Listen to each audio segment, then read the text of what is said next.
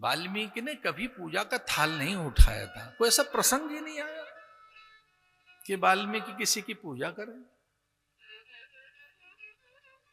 कोई प्रसंग तो नहीं आया ना वाल्मीकि पुष्पों का चयन करें, वो दूर्वा धतुर विजया शमी बिल्वपत्र और तुलसी पत्र उतार कर थाल में रखें। आज वो प्रसंग आया है। पराम्बा का आगमन है, जगदम्बा आ रही है। उद्भव स्थितिम संहार कारणीम क्लेश हारणीम सर्वश्रेष्ठकरीम सीता। न तो हम राम वल्लभम, सीता का आगमन हो रहा है। बंदनमार तैयार है, मंगल कलश हैं, मंगल गीत गाने के लिए, स्वस्ति वाचन करने के लिए पूरे आश्रम के सारे साधक उत्सुक हैं कि बस कुछ काल में ही वंदे भी आएंगी। क्योंकि वो फूल की डलिया लेकर निकल पड़े, प्रोक्षण करते हुए पल्लव और पात ऐसे गिराते हुए लाएंगे वनदेवी को। और वो चल पड़े थे वहां जहां सीता खड़ी थी। लौकिक दृष्टि से उन्हें पुत्री कहा, ये कहकर लौकिक दृष्टि से मैं वहां पुत्री ही कहूंगा, वैसा स्नेह रहेगा। लेकिन तू पराम्बा है, पूजन करने लगे, प्रणाम करने लगे, प्रदक्षिणा करने लगे। जगदम्बा लीला में आशीष दिया, चली आई सीता। और लीजिए 2 कुमार का जन्म हो गया, लव और कुश।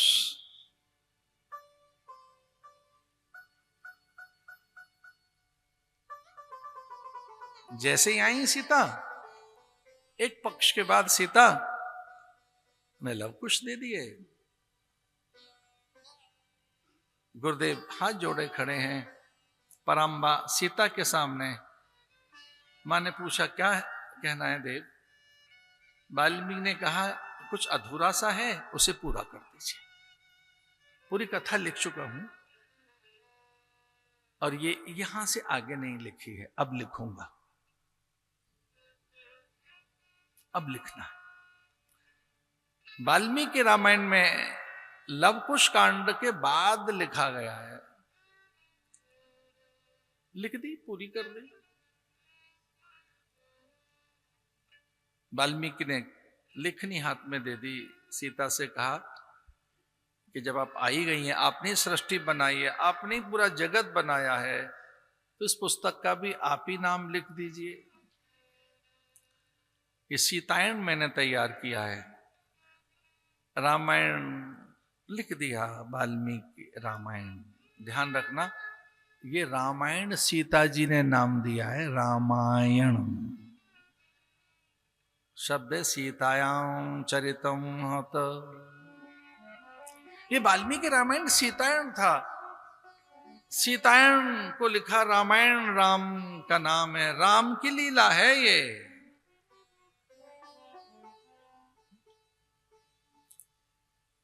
सीता ने झांक कर देखा कि इसमें तो 4 वेद हैं, 6 शास्त्र हैं, समग्र इसमें ग्रंथ छुपे हुए हैं। ये तो समग्र गायत्री का सार है। और उसे सिखाया लव कुश को।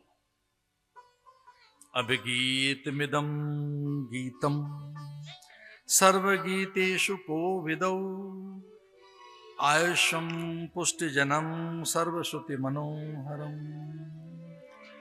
बालकों को गीता रामायण पढ़ा दी गई। वाल्मीकि रामायण गाने जाना है मार्ग और देशिक विधि से। ततस्तु तौ राम वचस प्रचोदिता वागयता मार्ग विधान संपदा सचापि राम परिषद गतय शनै। ये वाल्मीकि रामायण में जो है वैसा जस का तस में प्रसंग सुना रहा हूं। वो गलियों में गाने के लिए गए, हनुमान का ध्यान चला गया, राम का भी ध्यान चला गया। हनुमान प्रणाम करके बालकों को ले आए, उच्च आसन लगाया गया बालकों के लिए। लव और कुश ऊंचे से आसन पर बैठकर राम कथा सुना रहे हैं। कौशल्या सुमित्रा कैकेयी की आंखें भर आई हैं। उस राम कथा में सब हैं सुनने वाले, एक नहीं है। राम की कथा चल रही है, सीता वहां नहीं है। इस कारण कौशल्या बड़ी दुखी है। श्रुतकीर्ति है, मांडवी है, उर्मिला है, लखन है, भरत है, शत्रुघ्न है, लक्ष्मण भी है। सब सुन रहे हैं, एक दूसरे के साथ आनंद में, कोई रो पड़ता है, कोई आनंदित होता है, कोई झूमता है। और राम जी अत्यंत प्रसन्न हैं, चहक रहे हैं राम कथा सुनकर राम जी। लेकिन कुछ एक ऐसा प्रसंग सुनाया लव कुश ने, और वो अद्भुत प्रसंग है। वो स्वयंवर का प्रसंग सुनाने लगे। लव कुश ने जब सीता स्वयंवर का सुनाया कि राम कैसे पहुंचे धनुष तक और धनुष को कैसे उठाते हैं राम,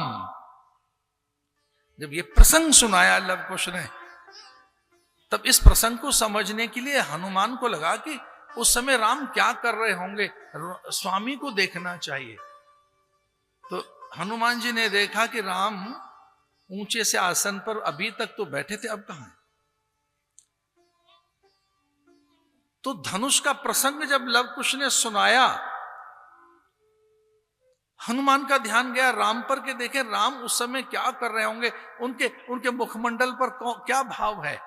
पर राम तो वहां है ही नहीं। घबराए हनुमान, उन्होंने लक्ष्मण से कहा कि राम जी कहां गए, भगवान कहां गए। लक्ष्मण भी बड़े विचलित हो गए कि कथा सुनते सुनते स्वामी कहां गए। लक्ष्मण ने भरत से कहा, भरत ने रिपुदमन से कहा, हल्की सी खलबली मच गई, राम कहां है, ढूंढो ढूंढो भगवान कहां है। लक्ष्मण बड़े विचलित होकर हनुमान से कहने लगे, भाई तू ढूंढ कहां है, आपको पता है भगवान कहां होते हैं। हनुमान जी की दृष्टि गई, चुपचाप जनसभा की भीड़ में, अयोध्या वासियों के बीच में भीड़ में कहीं चुपके से राम कथा सुन रहे हैं। हनुमान जी वहां पहुंचे।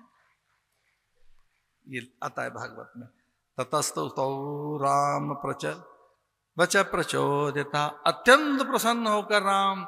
और जब हनुमान ने कहा यहां क्या कर रहे हैं प्रभु,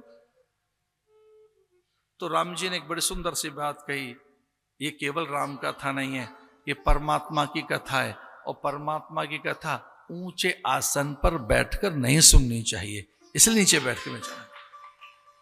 भगवान की कथा ऊंचे आसन पर, वक्ताओं से वो ऊंचा आसन था, मैं नीचे बैठ गया, मैं सिंहासन पर बैठ के कथा सुनूंगा भगवान की।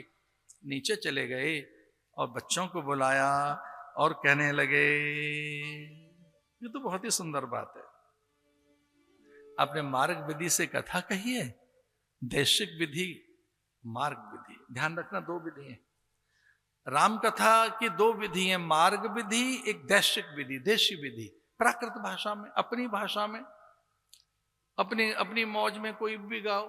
असमिया, उड़िया, बिहारी, बंगाली, यूपी वाले, पंजाबी, हरियाणवी वाले, ये शेखावाटी वाले कैसे पंजाबी गीत गाइए, केड़ियां गल्लां तैनू वटवे, जमुना जलमा केसर घोड़ू, स्नान कराऊं मारा सांवरा, नजर न लागे श्याम सुंदर ने, टपका जड़ दूं गाल मा। जैसे मन में आए वैसे गाइए, राजस्थानी में गाओ, गुजराती में गाइए, असमिया, बिहारी, बंगाली, जो जी में आए। ताए अहरी की छोरियां छछिया बर छाछ पे नाच नचावे। देखिए राम ने बहुत अच्छी बात कही, राम ने कहा देशिक विधि से मत सुनाना, ऐसी कथा कभी सुनी नहीं।